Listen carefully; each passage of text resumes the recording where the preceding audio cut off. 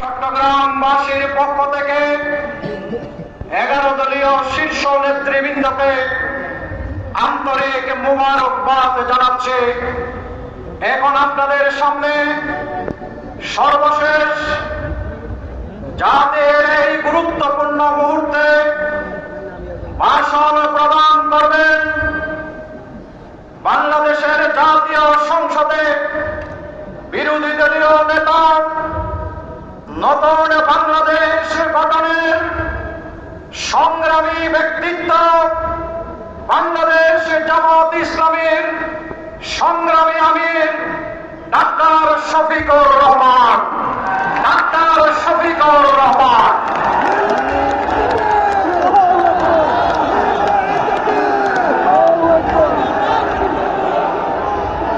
আসসালামু আলাইকুম ওয়া রাহমাতুল্লাহ। আলহামদুলিল্লাহ রাব্বিল আলামিন ওয়াসসালাতু ওয়াসসালামু আলা রাসূলিহিল কারীম ওয়া আলা আলিহি ওয়া সাহবিহি ওয়া আহলি বাইতি আজমাইন। 11 দলীয় জাতীয় ঐক্য চট্টগ্রাম বিভাগীয় আজকের এই মহাসমাবেশের সম্মানিত সভাপতি, মঞ্চে বসা সম্মানিত অতিথিবৃন্দের মধ্যে রয়েছেন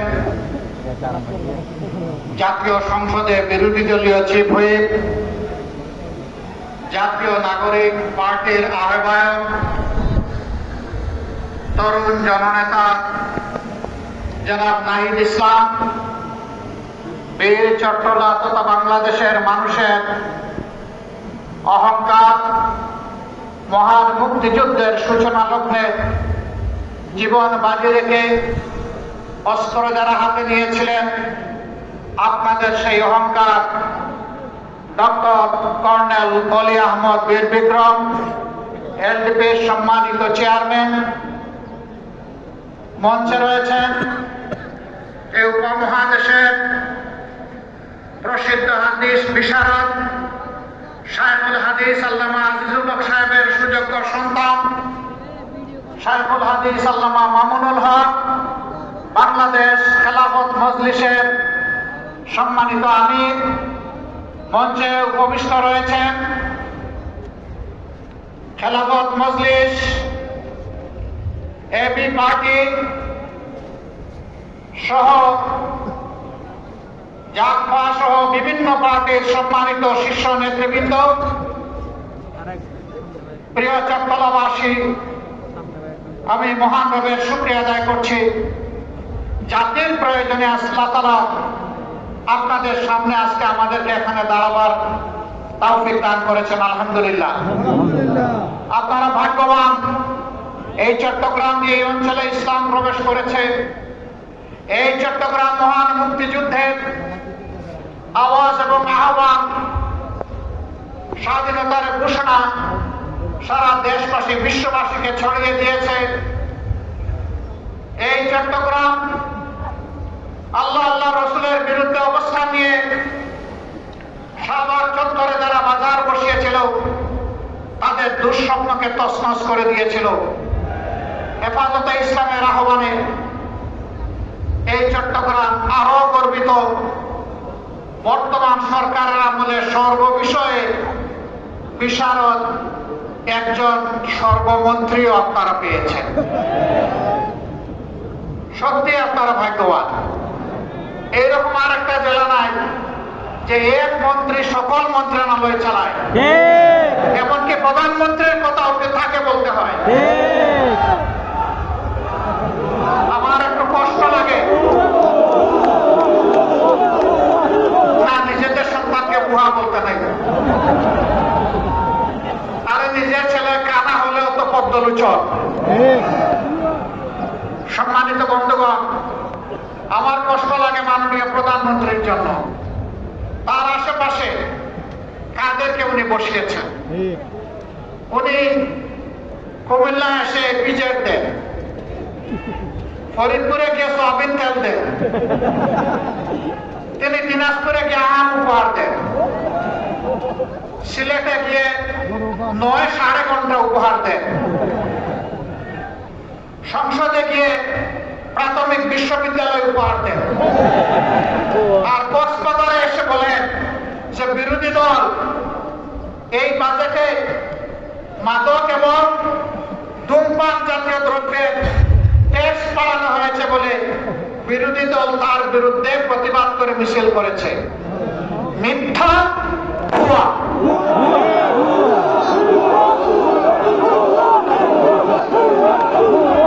বিরোধী দলের কেউ এটা করে নাই।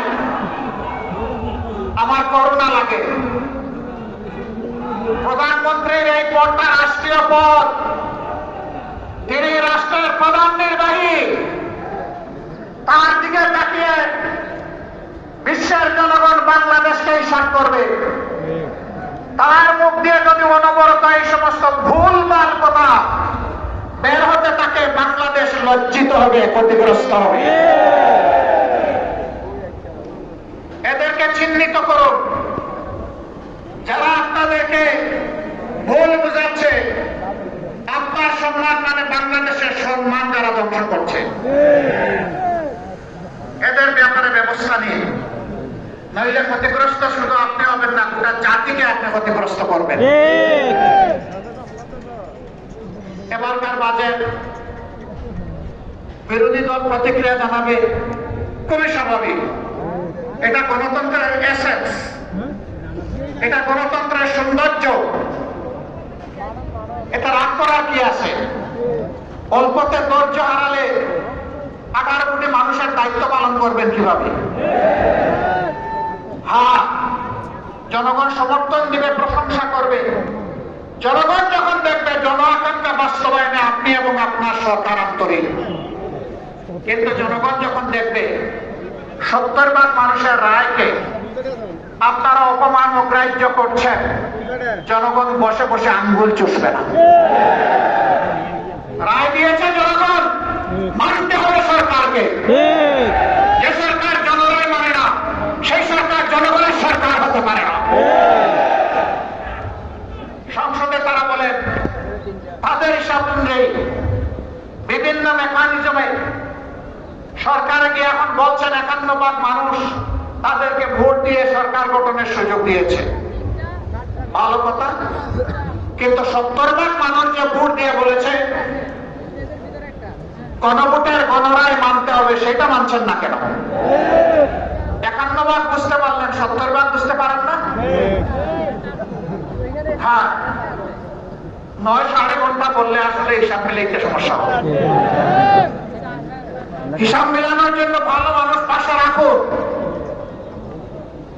জাতিকে নেতৃত্ব দেওয়ার জন্য, যাদের অন্তরে দেশপ্রেম আছে, মানবতাবোধ আছে, চরিত্র যাদের উন্নত, যারা তার চাঁদাবাজদের ভাঙ্গিদার নয়, তাদেরকে বসা। একজন কুখ্যাত ব্যাংক ডাকাত, তার গাড়িতে চড়ে যারা রিসিপশন নেবে, তাদের দ্বারা আপনার সরকার বাংলাদেশের জনগণকে কিছু দিতে পারবে না। প্রিয় দেশবাসী, আমরা চেয়েছিলাম জনগণের সকল সমস্যার সমাধান সংসদে হোক, সরকার চায়নি। আমাদেরকে তারা ঠেলে দিয়েছে জনগণের কাতারে। যদি গণভোটের রায় মেনে নেওয়া হতো, আজকের এই বিভাগীয় সমাবেশের প্রয়োজন হতো না, এতগুলো মানুষকে ত্যাগ স্বীকার করে এখানে আসতে হতো না। আপনারাই দায়িত্ব করেছেন, সংসদে আমরা এই দাবি উত্থাপন করেছিলাম, আলোচনা হয়েছে, আপনারা ফেলে দিয়েছেন, জনগণকে অপমান করেছেন। আমরা সেদিনে বলেছিলাম সংসদে কথা বলতে মাননীয় স্পিকারের অনুমতি প্রয়োজন হয়, মাননীয় স্পিকারের রুলিং এর প্রয়োজন হয়। যেহেতু এখানে আমরা সুবিচার পাইনি, আমরা এখন জনগণের সংসদে চলে যাচ্ছি। জনগণের বিষয় এখন জনগণের কাছে পেশ করব, সেখানে কোন স্পিকারের অনুমতির প্রয়োজন হবে না। সেখানে মন খুলে কথা বলবো, জনগণ সিদ্ধান্ত নেবে আগামীতে তারা কি ফয়সালা দেবে। একটা স্বাধীন সার্বভৌম দেশ, সীমান্তে কি হচ্ছে আপনারা জানেন। আমরা নোটিশ দিয়েছি এই বিষয়ে আলোচনা করার জন্য। আমাদের নোটিশ নিয়ে টাল বাহানা করা হচ্ছে। ভয় কিসের? কারে ভয় করেন? কারে খুশি করতে চান? কার হয়ে দেশ পরিচালনা করতে চান? যদি বাংলাদেশের জনগণের সরকার হয়ে থাকে তাহলে এই ধরনের ইস্যু সংসদে আলোচনা করতে দিতে হবে। আমরা আলোচনা সংসদে করব না উত্তেজনা বৃদ্ধির জন্য, আমরা আলোচনা করব বাংলাদেশের স্বাধীনতা এবং সার্বভৌমত্বকে সুসংহত করার জন্য। এটি আমাদের উপর অর্পিত পবিত্র দায়িত্ব। কিন্তু যদি আমাদেরকে এই আলোচনার সুযোগ থেকে বঞ্চিত করা হয় তাহলে মনে রাখবেন, মুসলিমে ও বিজেপি যাদের হাতে সরকারের দেওয়া অস্ত্র আছে তাদের পাশে আজকে যেভাবে হাজার হাজার জনগণ নিরস্ত হয়ে ভোট পেতে দিয়ে নিজের সীমানা রক্ষার জন্য এগিয়ে গিয়েছে, 18 কোটি মানুষ এইভাবে কারো হাতে বাংলাদেশ ইজারাত দেবে না। এই 18 কোটি মানুষের 36 কোটি হাত বাংলাদেশকে পাহারা দিয়ে রাখবে ইনশাআল্লাহ। জাতির সাথে গাদ্দারি করে কেউ পার পাবে না। আমরাও গাদ্দারি করলে জাতি আমাদেরকে অবহেলা করবে না। আমরা জাতিকে কথা দিয়েছি, কথা দিচ্ছি, আমরা জাতির সাথে আমরা গাদ্দারি করবো না ইনশাআল্লাহ। জীবনের বিনিময় হলেও আমাদের দেওয়া কথা আমরা রক্ষা করব। সম্মানিত বন্ধুগণ, জনগণ আশা করেছিল ইন্টারিম গভর্নমেন্টের পরে নির্বাচন হয়েছে, নির্বাচিত সরকার আসলে চাঁদাবাজি বন্ধ হবে।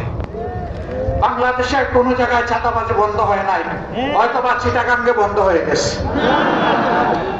চাঁদাবাজি এখানে চালু আছে। রেট কি বেড়েছে না কমেছে? এই চাঁদাবাজ কারা জনগণ কি জানে না? জনগণ কি চিনে না? মাননীয় প্রধানমন্ত্রী, চাঁদাবাজকে আপনি সামাল দিন। আপনি কথা দিয়েছিলেন আপনি ক্ষমতায় আসলে দুর্নীতির টুটি চেপে ধরবেন। আমরা দেখতে পাচ্ছি দুর্নীতিকে জাতীয়করণ করা হয়েছে। দুর্নীতি এবং চাঁদাবাজির বিরুদ্ধে কথা বললে কারো যদি মন খারাপ হয়, আমাদের করার কিছুই নাই, বলে যাচ্ছি, বলেই যাব। এবং শুধু বলার মধ্যেই আমরা ক্ষান্ত হব না, আমরা জনগণকে সাথে নিয়ে গণপ্রতিরোধ গড়ে তুলবো ইনশাআল্লাহ। আপনারা তৈরি আছেন? আমাদের পরিষ্কার কথা, গণভোটের রায় বাস্তবায়ন করতে হবে। গণভোটের রায় বাস্তবায়ন করতে হবে। গণভোটের রায় বাস্তবায়ন করতে হবে। যদি না করেন তাহলে যেভাবে 96 সালে নিজেরাই শেষ পর্যন্ত কেয়ারটেকার সরকারের বিল নিজেরা এনে পাস করতে বাধ্য হয়েছিলেন, এই রেফারেন্ডামও বাস্তবায়ন করতে আপনারা বাধ্য হবে। ভালোই ভালোই মেনে নিন, জনগণকে রাজপথে ফেলে দিবেন না। আমরা শান্তিপূর্ণ গণতান্ত্রিক ধারায় থাকতে চাই, আমাদেরকে থাকতে দিন। আমার দেশকে সুরসুরি দিবেন না। নতুন করে সুরসুরি দেওয়ার কিছু নেই। হুমকি ধমকি দিবেন না। মাঝে মাঝে হুমকি ধমকি দেওয়া হয়, জেলের ভয় দেখানো হয়। ফাঁসিকে যারা তুচ্ছ মনে করে তাদেরকে জেলের ভয় দেখাবেন না। দেশ এবং জনগণের জন্য ফাঁসি বরণ করতে হয় প্রস্তুত। দেশ এবং জনগণের জন্য জীবন দিতে হয় প্রস্তুত। দেশ এবং জনগণের জন্য একবার নয়, বারবার জেলে যেতে হয় প্রস্তুত। কিন্তু এই জেলের তালা স্থায়ী নয়, চাবিওয়ালাও স্থায়ী নয়। তালাও পরিবর্তন হয়, চাবিও পরিবর্তন হয়, এটা মাথায় রাখতে হবে। একদল ফেস্টিভ্যাল কায়েম করতে গিয়ে বনে জঙ্গলে আশ্রয় নিয়েছে, খাল বিল নদী নালা দিয়ে পালিয়ে গিয়েছে। আপনারা কোন দিকে যাবেন? আমরা চাই না আপনাদের এই পরিণতি হোক। আমরা চাই না একটার পর একটা কোন বিরোধী সিদ্ধান্ত নিয়ে দেশ এবং জনগণের ক্ষতি আপনারা করুন। আমরা পরিষ্কার বলে দিচ্ছি, আমরা দীর্ঘকাল বসে বসে আপনাদেরকে এই সুযোগ দেব না। সুযোগের সময় খুবই সীমিত, সময় ফুরিয়ে আসছে। এই সময়ের ভিতরে যদি পরিবর্তন হয়ে যায় আপনাদেরকে অভিনন্দন জানাবো। যদি পরিবর্তন না হয় তাহলে আপনাদেরকে আপনাদের পরিণতি গুণার জন্য প্রস্তুত থাকতে হবে। আগরতলাবাসী জনাব ডক্টর কর্নেল অলি আহমদ বীর বিক্রম আমার বিবেচনায় বর্তমান চলমান রাজনীতির তিনি হচ্ছেন সবচাইতে বয়োজ্যেষ্ঠ ব্যক্তি। তিনি বলেছেন দুঃশাসন দুর্নীতির বিরুদ্ধে যদি আরেকটি বিপ্লব করতে হয় সেটা হবে ইনশাআল্লাহ বীর চট্টলা থেকে।